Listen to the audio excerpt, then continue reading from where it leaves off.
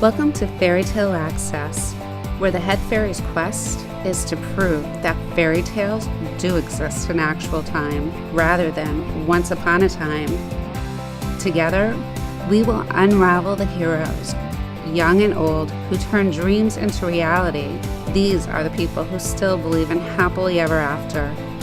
The discoveries will bend even our most cynical non-believers into believing in fairy tales.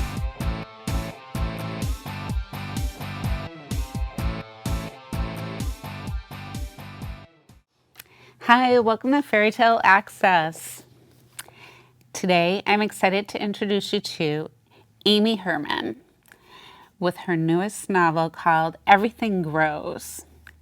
It's about 15-year-old Eleanor, and it deals with topics such as bullying, gender, sexual orientation, coping with life in general. It's a really great coming-of-age book. Thank you, Amy. How are you? Good. Thank you so much for having me here. Oh, my pleasure. Thanks for joining us by Skype from New Oh, York. So, how did you come up with the idea for this whole storyline?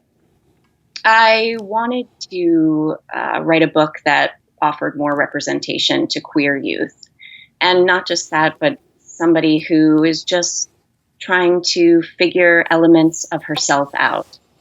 It's not easy to be a young person in this world.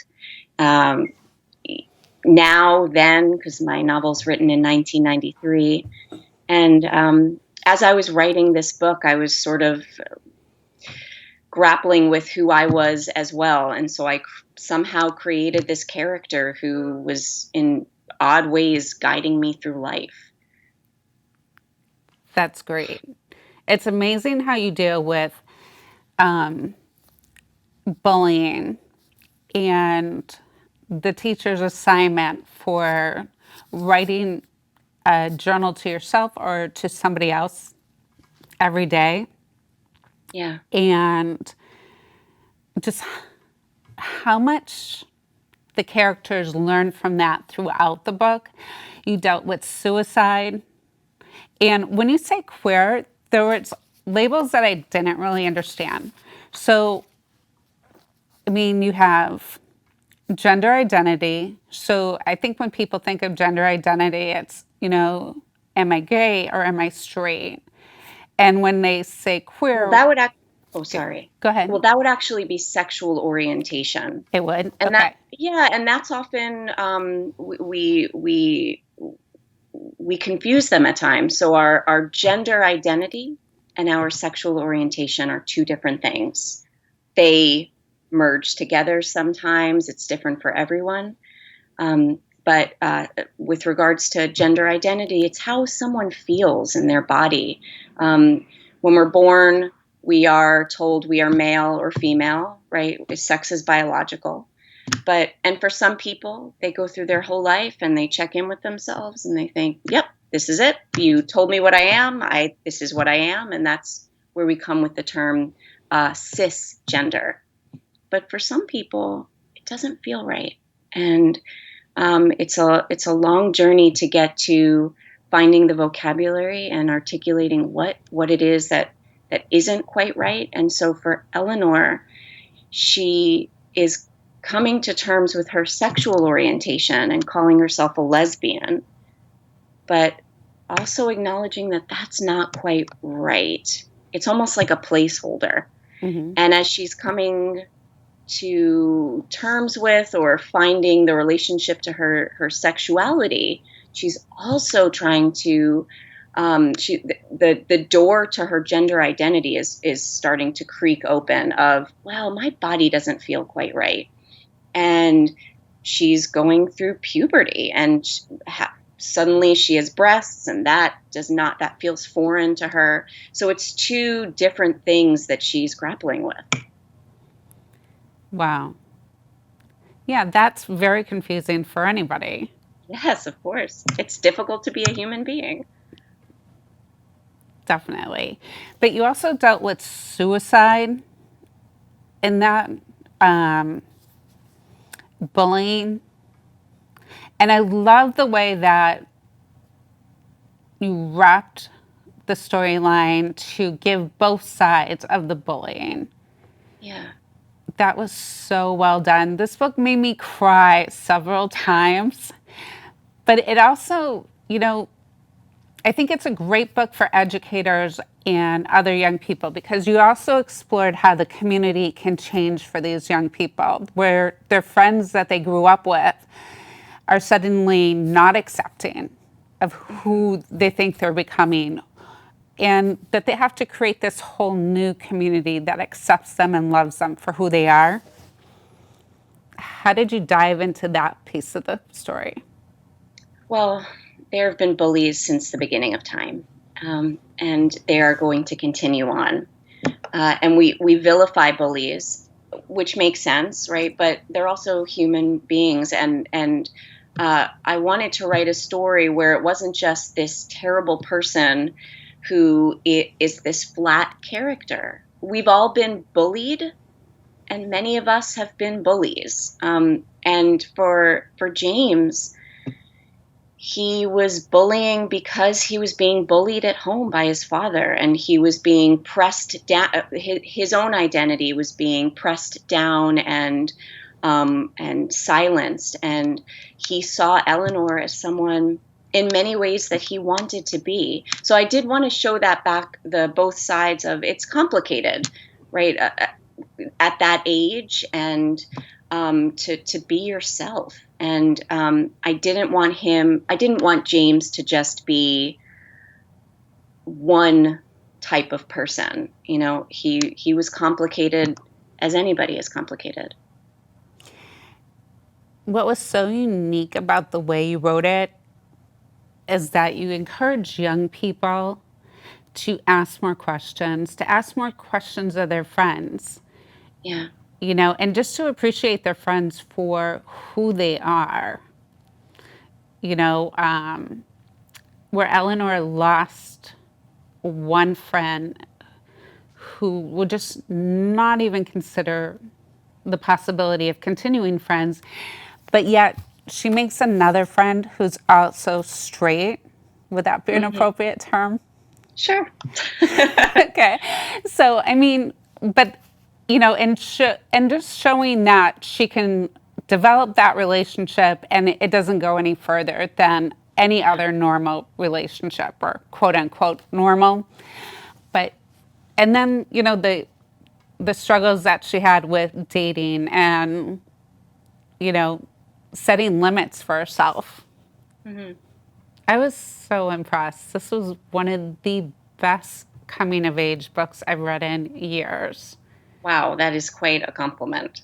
It, I wanted to write characters that came alive off the page, and that's the challenge. I have a background in writing poetry, and so as I was writing this novel, I'm an avid reader, and I read mostly novels. So I that's my diet. I feel like I'm always reading a book, but I didn't want them to be characters that felt unrealistic. And so I wanted them to be flawed as we are as human beings, and I wanted them to be complicated as we are. But I also wanted them to be smart and inquiring, and I'm glad that they came alive for you as a reader. oh, definitely. I couldn't put the book down, and I did. I laughed and cried with Eleanor. I felt so bad at some of her losses and dealing with mental illness with her mom. Like what a struggle that must have been.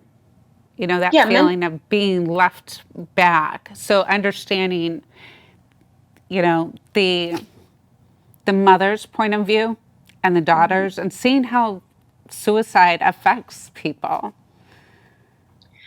Well, and how mental illness affects people. And we're talking about it far more than we did when I was growing up. So I'm glad that that conversation is continuing and continuing to evolve. But for Eleanor, when the novel begins with James ending his life, And so for Eleanor, that's not new because her mother had tried and unsuccessfully. So it for Eleanor, it has become this very loud um, uh, part of her life, an active part of her life, and I think that's what draws her to James, because she was never friends with him, she barely knew him, but she feels this connection with him because he succeeded, her mother didn't, and this drive to want to know who he was. Yeah, that was incredibly well played out. Thank you. And I love the way that the characters meet and how she actually got to know him better. Yeah. So, as an educator, what do you teach? I teach writing and literature classes at Bronx Community College.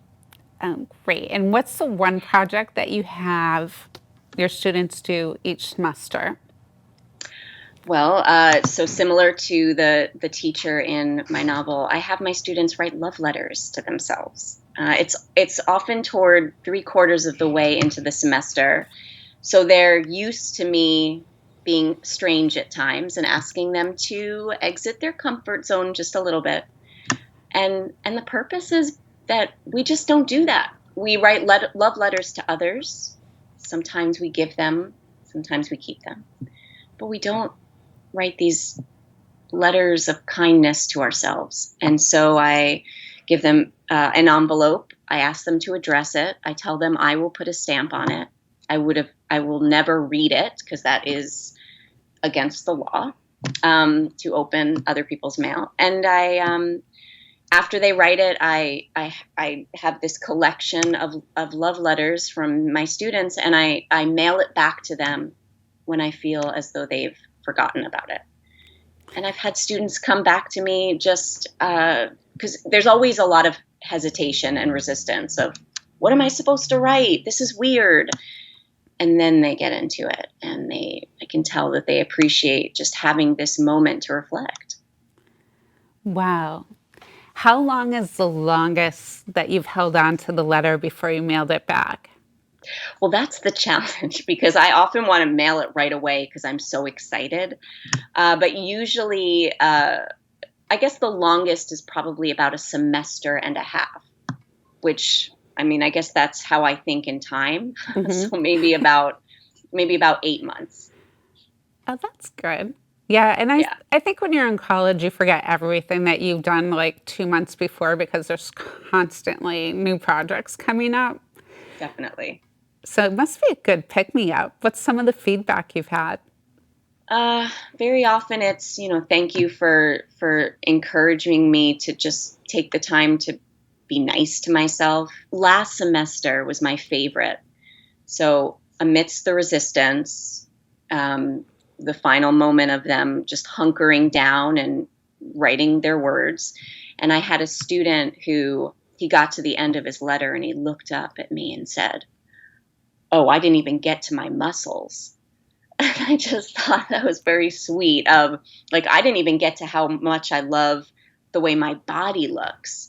And I was talking to some educators last week who teach in public schools Hmm. about love letters, and they were sharing that they just don't feel as though there's enough time in the classroom for self-care. And I said, we that needs to change because the world is only going to get more complicated and challenging. And so we need to find time to stop and take care of ourselves, whether it's eat a meal or take a nap or laugh or meditate or whatever, take a walk, whatever it is, but we need more of that. And I'm saying that for me as well because I am terrible at self-care.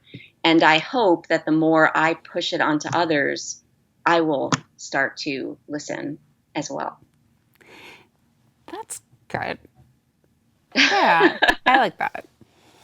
So we need to talk about definitions because Okay. what, there's like, people say normal, but it's just as normal to be gay. But what are the appropriate terms that people should be using? Is what's offensive and what's not? Is it only offensive because of the tone of voice or the way somebody says it and throws it back at you? Or, I think that opening the door to the conversation, it'd be good to know what's acceptable. Like, Yeah, you that's know, such and those are all important questions. And what's most important to my answer is it varies, right? So what disturbs or makes me uncomfortable might not for someone else. What I say to my students is, if you don't know, ask, right? So if there's somebody in front of you and you don't know what pronoun they want to be called, you say, what is your preferred pronoun? Or may I ask what pronoun you would like to be called? What's most important is that we start letting go of inferring or making assumptions. So for me, I present as I've got long, very tangled, messy hair. I wear pants. I wear shirts. I wear glasses. Now, somebody looking at me will think, okay, I'm checking the boxes. You look female to me. Your pronouns must be she, her. You must identify as a woman. That's not really the case. And the truth is that it's still very complicated for me. And so conversations are best. Having a conversation with someone who just really wants to know so that they are respectful, so that we can understand each other more. There's nothing wrong with that, right? There's just to say that certain words are off the table. That might be the case for me, but then for the next person, those words might be okay. So the best answer to your question is ask questions. And then it's also how you ask them, right? Because I might want to know how you identify. So I might say, oh, what are you? And that's not right, right? But right, it's a question, but then it's, well, how are you asking that question?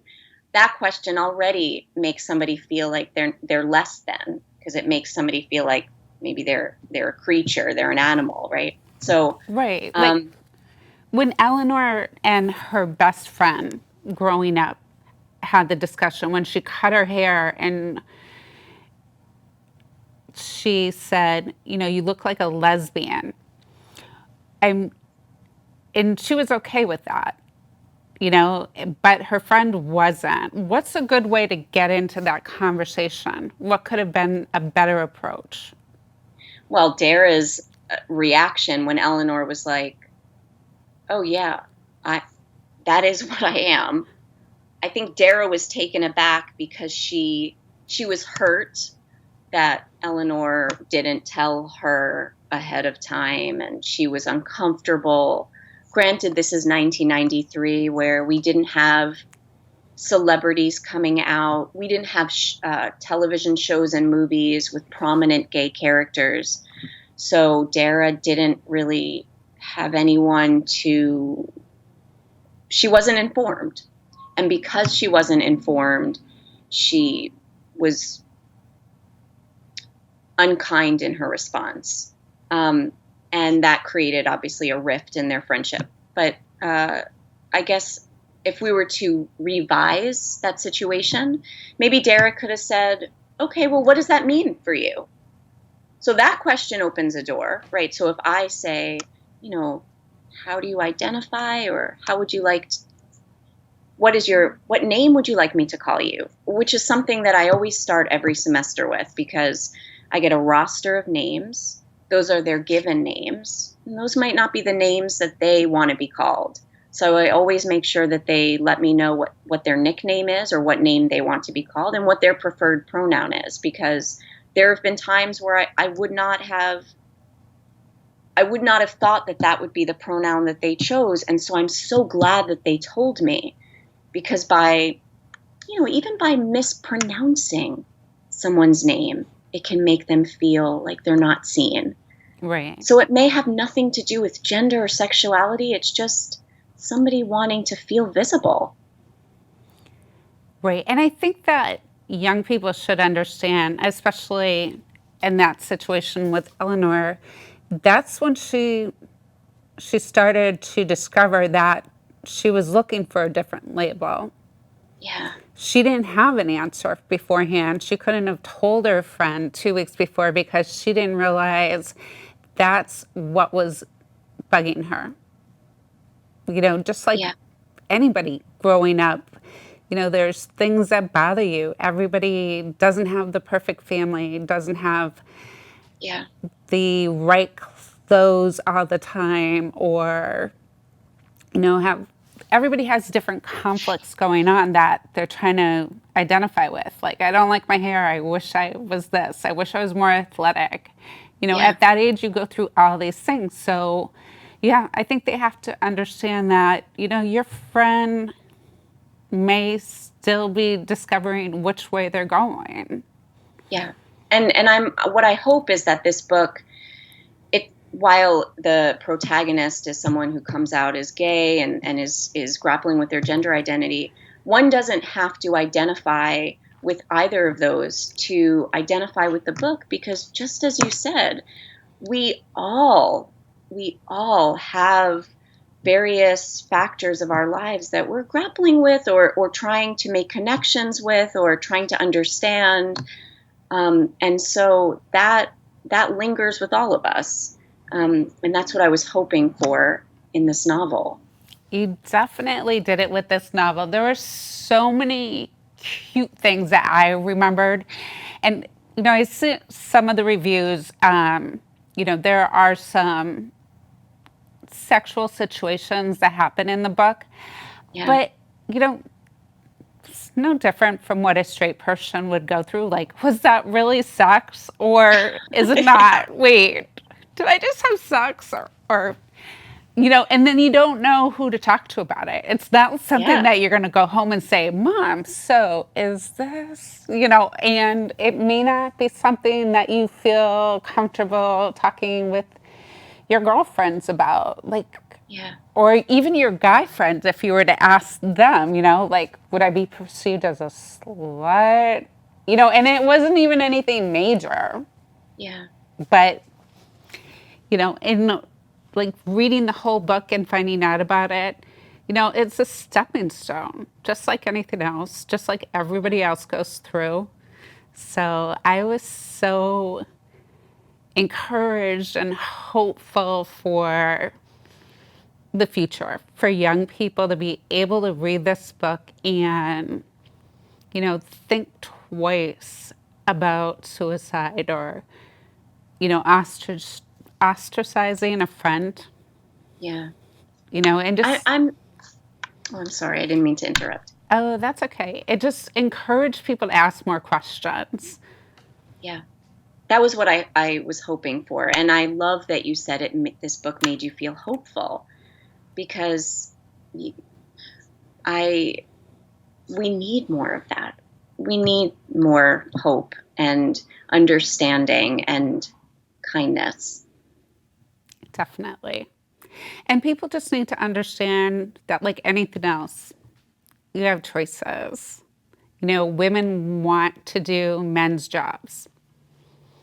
Men might want to do women's jobs. It happened with the nursing industry, not that long ago. And I think that you can't determine who you love. You can't put a label on it. This is the person you're going to love. This is who you're going to be when you grow up. I don't think people can put those labels on people.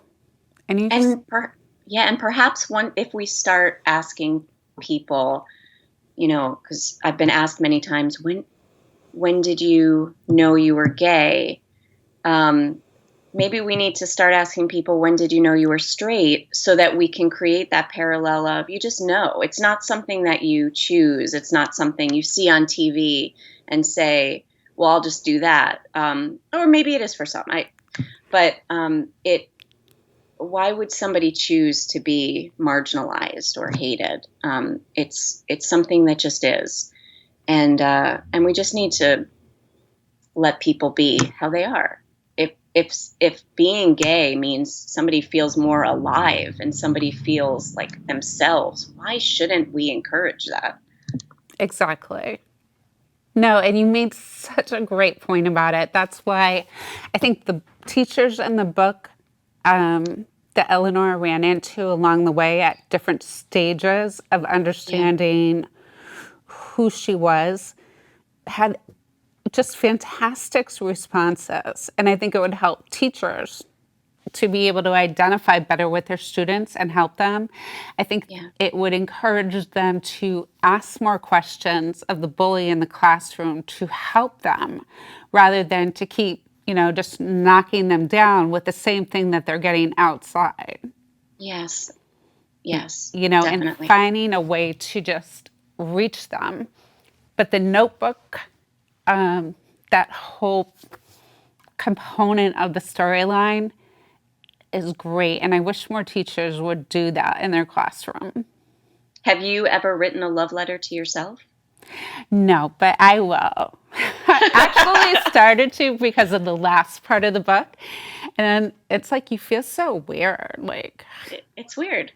it's like, all right, I like who you are. I like where you're going. What else do I want to write about myself? You know? Yeah. And maybe it's a letter that takes a while to write, but keep adding to it. Exactly. I think everybody should write a love letter because it's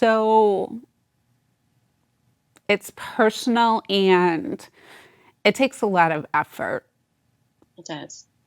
because you're like, I want to work on this, I need this, or, I could have handled this situation better, which is why I think it's great to keep a diary. And I do keep a diary a lot and Mm. document different things that happen. So it's good to go back and just say, okay, that's how I handled it. That didn't work out well. Let's take a deep breath and try something different, you know? That's right. Or also, I didn't handle this well or whatever that means, but I'm still here. I think Right. about all of the decisions I've made. And now as I'm getting older, I feel those decisions more. I can see them on my skin. I can feel them just pulsating from my brain. And there are moments which last longer than others where it just seeps and I feel like I'm drowning in it. But then there are moments that are often smaller where I say to myself, but I'm still here. I didn't even think I'd still be here. So Exactly. some of it is just checking in with ourselves. And the love letter doesn't have to be extreme and dramatic. It could just be, hey, thanks for sticking around. Exactly. Oh, well, thank you for sharing so much about how you got to Everything Grows. My And it's the pleasure. perfect title because everyone does grow and everything grows around you. And, it's awe inspiring and it's devastating the way things go on, even when suicide happens. So you touched on so many tough topics. Well, thank you for reading it. Oh, I couldn't put it down to the last page. It was so well written, and I just wanted Eleanor to find happiness at the Mm, end, and be comfortable with who she was. That's how it made me feel. mm, thank you. Oh, my pleasure. Well, thank you again, and everybody out there. This is a great book. It will really help you understand young people today, whether they're gay, straight, what they're going through, the bullying. So pick it up. It's called Everything Grows by Amy Herman. We'll see you soon. Keep asking questions.